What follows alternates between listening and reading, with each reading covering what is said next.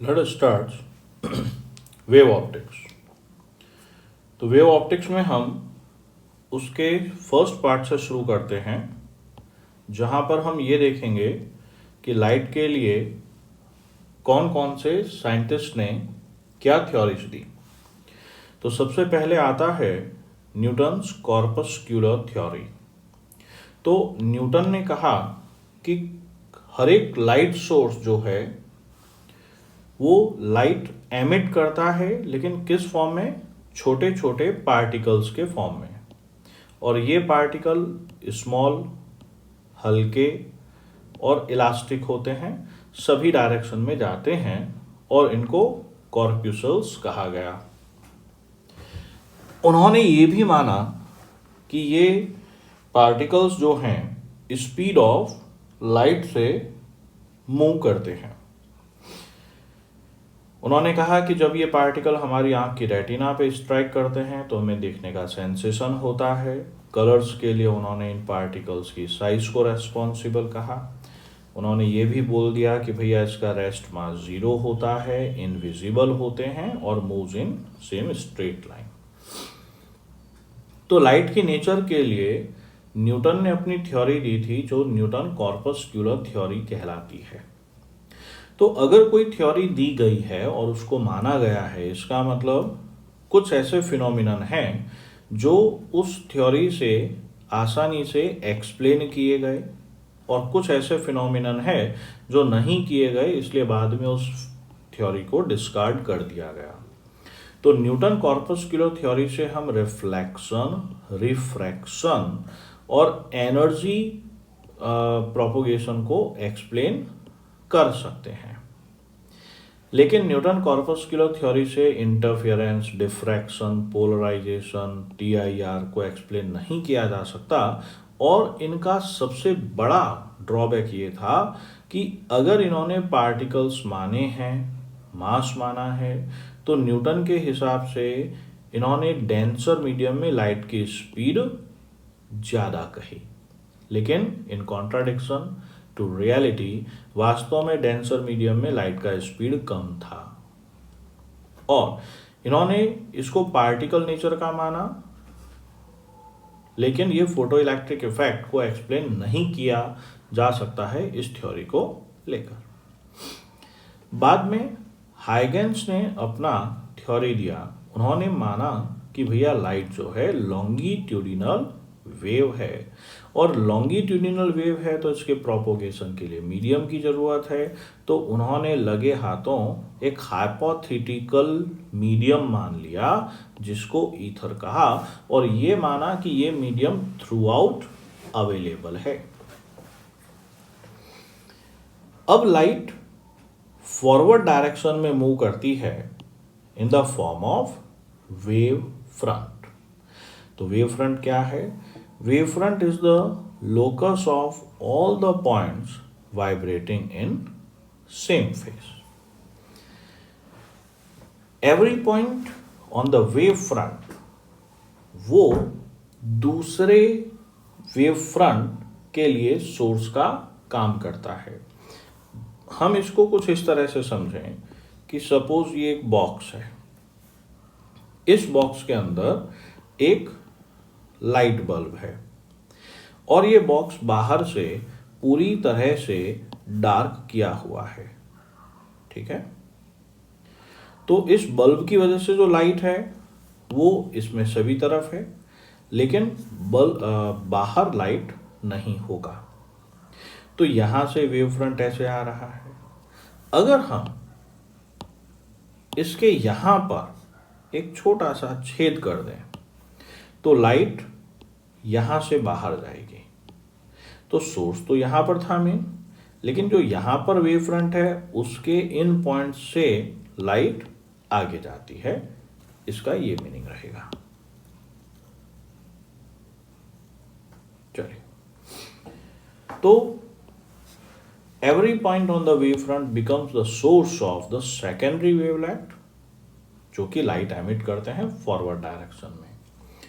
अब Huygens wave theory से reflection, refraction, interference, diffraction, TIR और स्ट्रेट लाइन प्रोपोगेशन को सक्सेसफुली बताया जा सकता है। लेकिन वो ये नहीं बता पाए कि वेवफ्रंट बैकवर्ड डायरेक्शन में क्यों नहीं जाते।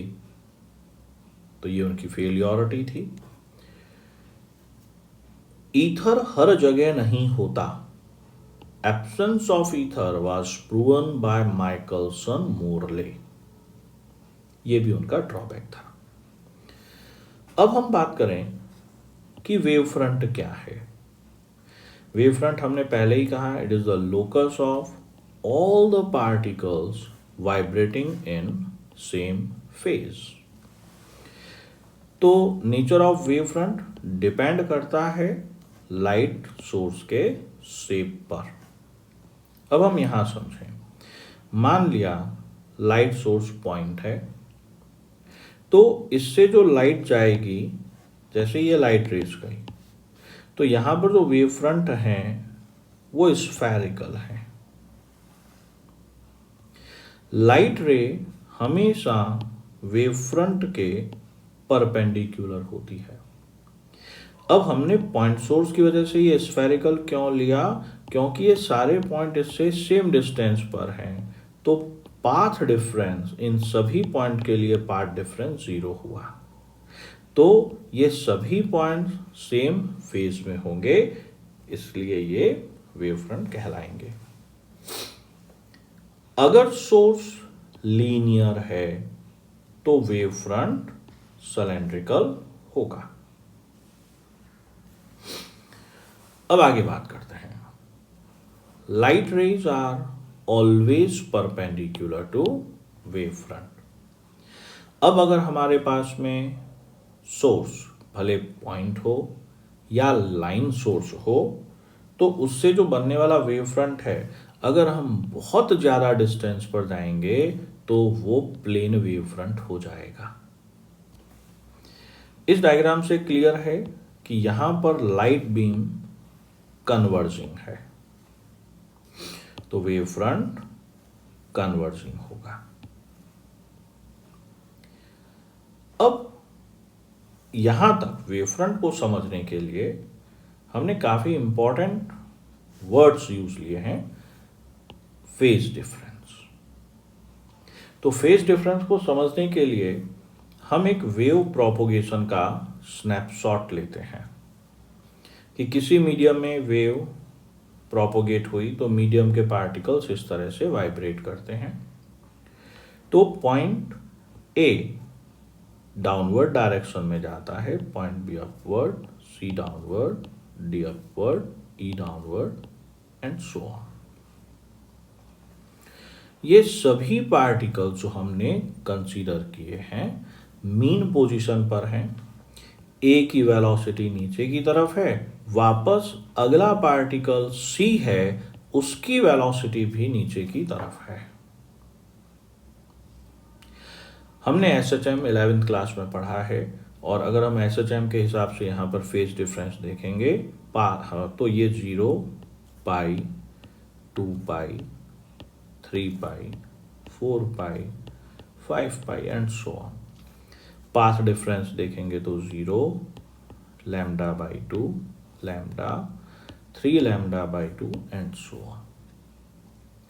तो हम सेम फेज की बात करेंगे तो ए और सी सेम फेज में हैं, जिनमें फेज डिफरेंस 2 पाई होगा, path difference lambda, time difference T, जो डायग्राम से क्लियर है। सी के बाद ए के साथ वापस ई वाला सेम फेज में है, और यहां पर फेज डिफरेंस 4 पाई, पाथ डिफरेंस ये पहली वेव, ये दूसरी wave, 2 lambda, corresponding time difference 2t। इसी तरह से जी वाला वापस इसके साथ सेम फेज में होगा, तो ये 6 पाई, 3 लैम्डा, 3t। अपोजिट फेज की बात करें तो ए और बी का पोजीशन सेम है, लेकिन डायरेक्शन ऑफ मोशन अपोजिट है। तो ए और बी आपस में अपोजिट फेज में हुए, जिनमें फेज डिफरेंस पाई। बी के बाद अगला पार्टिकल डी वाला है जो ए के साथ अपोजिट फेज में है, phase difference 3 pi and so on 5 पाई। अगर हम पाथ डिफरेंस की बात करेंगे तो ये λ/2, ये 3 λ/2, ये 5 λ/2 एंड सो ऑन।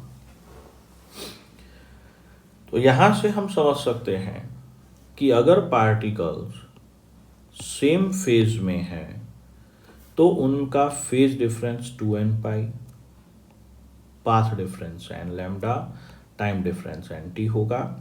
और अगर अपोजिट फेज में है तो phase difference 2n-1 pi, path difference 2n-1 λ/2, time difference 2n-1 t/2 होगा। इनमें रिलेशन हम यूनिटरी मेथड की मदद से फाइंड कर सकते हैं। तो पाथ डिफरेंस, फेज डिफरेंस, अगर पाथ डिफरेंस लैम्डा है तो फेज डिफरेंस 2 पाई है, पाथ डिफरेंस 1 है तो phase difference 2 pi by lambda equal to k, जहां पर के को प्रोपोगेशन कांस्टेंट कहते हैं। अगर हम इसे डिफाइन करना चाहें तो it is the phase difference between two particles vibrating eight unit distance apart. तो अगर हमने पाथ डिफरेंस डेल्टा एक्स लिया है तो हमारा phase difference 2 pi by lambda times of delta x रहेगा। इसी तरह से हम टाइम डिफरेंस और फेज डिफरेंस का रिलेशन भी निकाल सकते हैं। टाइम डिफरेंस t के corresponding phase difference 2 pi time difference unit होगा, तो corresponding phase difference 2 pi by T, और टाइम डिफरेंस अगर डेल्टा t लेंगे तो phase difference delta phi equal to 2 pi by capital T delta t रहेगा। इसी तरह से अगर हम टाइम डिफरेंस और पाथ डिफरेंस लेंगे तो टाइम डिफरेंस t के कॉरस्पॉन्डिंग पाथ डिफरेंस लैम्डा है, टाइम डिफरेंस 1 तो path difference lambda by T, और टाइम डिफरेंस डेल्टा t है तो delta x equal to lambda by capital T times of delta t। तो यहां पर हमारे पास में phase difference, path difference, phase difference, time difference, path difference और टाइम डिफरेंस पे रिलेशन आ गया। ये जितने भी रिलेशन हम लेंगे उनमें ध्यान रखना है कि फेज डिफरेंस रेडियन में होना चाहिए। अब इन इक्वेशंस को याद रखने का आसान सा तरीका, हमने इक्वेशन ऑफ वेव पढ़ा है y equal to a sin omega t minus kx।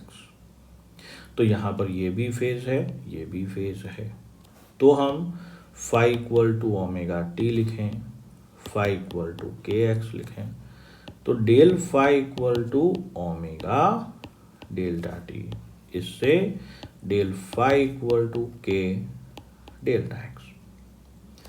अब distance equal to speed into time होता है, तो डेल्टा एक्स स्पीड की जगह हम v डेल्टा टी लिख देंगे। इस v की जगह चाहें तो हम लैम्डा बाय टी लिख सकते हैं। अब इस पे काफी इजी न्यूमेरिकल्स हैं, इन्हें हम अगर ट्राई करेंगे तो हमारा बेसिक कॉन्सेप्ट भी क्लियर होगा। नेक्स्ट वीडियो में हम यंग्स डबल स्लिट एक्सपेरिमेंट की बात करेंगे।